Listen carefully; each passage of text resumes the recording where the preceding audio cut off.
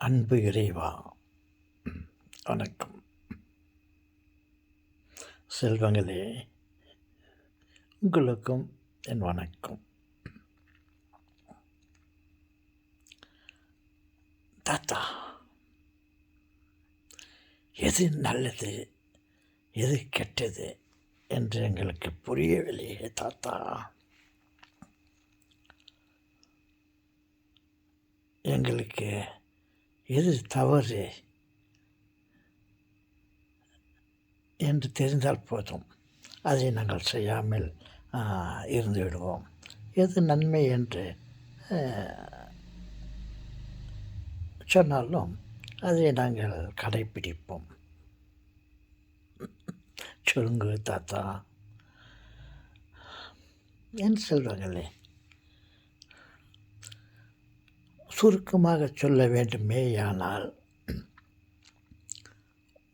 ஒன்றை சொல்ல விரும்புகிறேன். அது கடவுளால் சொல்லப்பட்டது என்று அறிகிறேன். என்ன தாத்தா அது? அதாவது 10 கட்டளைகள், 10 கமாண்ட்மெண்ட்ஸ். இந்த பிக்சர் வந்துச்சு, 10 கமாண்ட்மெண்ட்ஸ். அதை தாத்தா,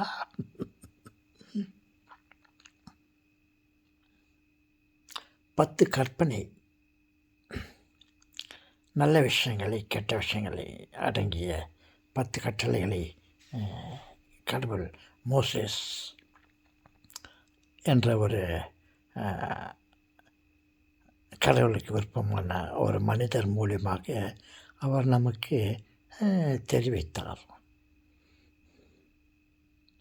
10 கற்பனைகள்.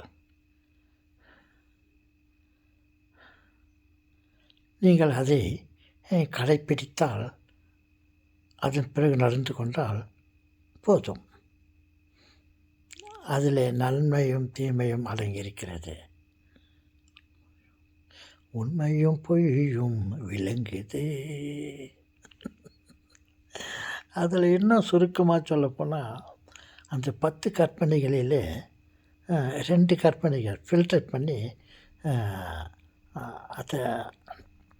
அதோடைய சாராம்சத்தை சொல்லியிருக்கிறார். அதாவது ஒன்று கடவுளை வணங்கு, கடவுளை ஆராதி, கடவுளை தவிர வேறு எதையும் நீங்கள் வணங்க வேண்டாம். அதே போல் நீ உன்னை எப்படி விரும்புகிறாயோ, உனக்கு என்னென்ன வசதிகள் தேவைப்படுகிறது என்று அறிகிறாயோ, அவைகளை மற்றவர்களும் அடைய வேண்டும் என்று ஆசைப்படு. ஆசைப்படுவது மட்டும் இல்லாமல் அவர்கள் அதை பெற நீ வழிவகு. மற்றவர்களுக்கு நன்மை செய்ய விரும்பு.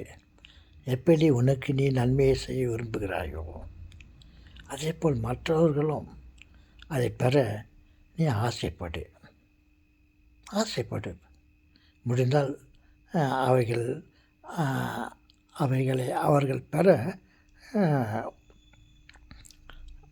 உதவு, போதும். மற்ற அதை பிரித்து எடுத்தால் 10 கற்பனைகள் இருக்கிறது. சுருக்கினால் 2 கட்டளைகள். அது அப்படியே பார்த்தால் 10 கற்பனைகளை ஆண்டவர் சொல்லியிருக்கிறார்.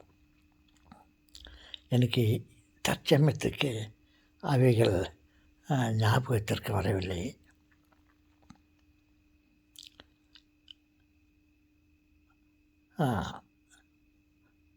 நான் இந்த வீடியோவை முடிப்பதற்குள் எனக்கு ஞாபகம் வந்தால் அதை சொல்லுகிறேன். இல்லை என்றால் அந்த 10 கற்பனைகள் என்னவென்று நீங்கள் தெரிந்து கொள்ளுங்கள், அல்லது அடுத்த வீடியோவில் நான் சொல்லுகிறேன்.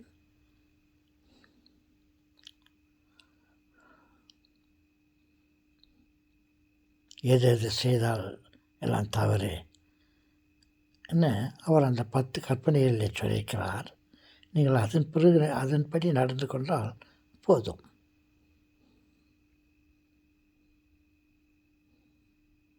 தாத்தா, ஓவரால் சுருக்கமாக சொல்லிவிட்டீர்களே தாத்தா, 10 கற்பனைகளை கடைப்பிடி என்றும் அதில் சுருக்கமாக 2 கட்டளைகள் இருக்கிறது. அதை மட்டும் தெளிவாக சொல்லிவிட்டீர்கள். அதாவது உன்னுடைய சர்வேஸ்வரனை, கடவுளை, உன்னை படைத்தவனை, அனைத்தையும் படைத்தவனை வணங்கு. 2வது, உனக்கு எது விருப்பம் என்று தெரிகிறதோ, உன் தேவை என்ன என்று தெரிகிறதோ, அதையே மற்றவர்களும் பெற வேண்டுமென்று ஆசைப்படு. அவர்கள் அவைகளை பெற வழிவகு.